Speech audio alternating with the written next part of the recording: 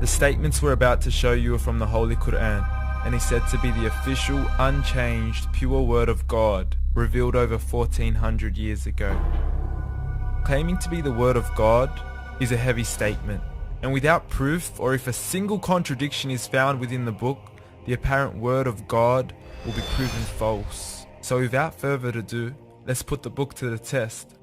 In the 23rd chapter, titled The Believers, from the 12th to the 14th verses, God is said to give a detailed description of how the human being is formed. It begins by saying, "We then placed him as a sperm drop in a place of settlement, firmly fixed. Then we made the drop into a alaqa." We will translate this word very soon. "And then we changed the alaqa into a lump. Then we made out of that lump into bones. And then we clothed the bones with flesh. Then we caused him to grow and come into being and attain the definitive human form."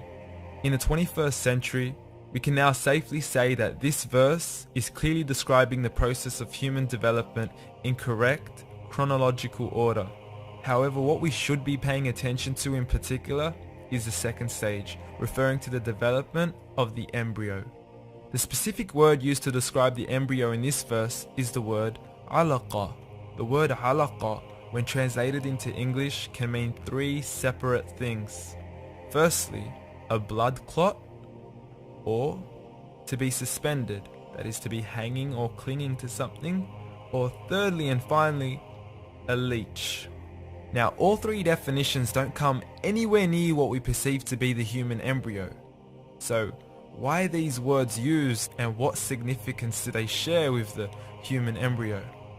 Can the embryo be described as a blood clot?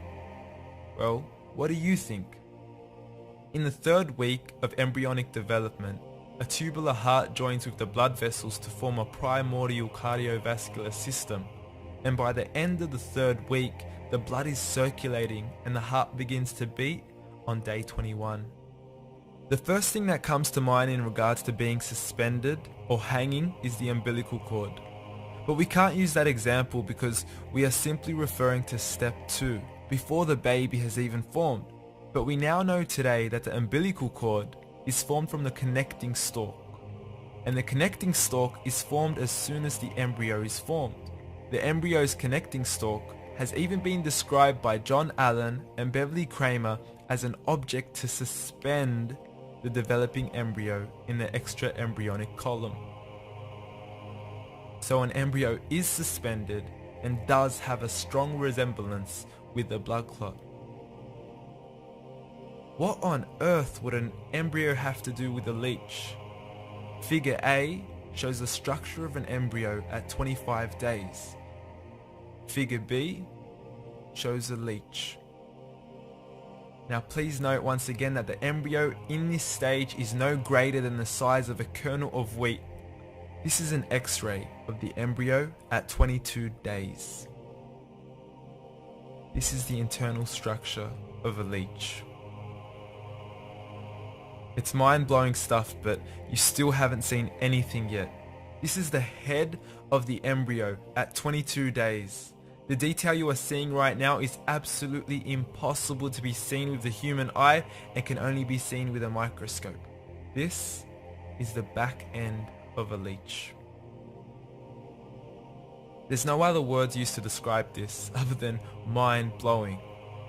The pictures we have shown you are impossible to be seen with the human eye or even to be predicted by the human mind.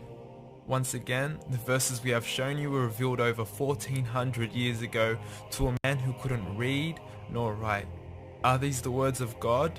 Descriptions of the human embryo in the Quran cannot be based on scientific knowledge in the 7th century.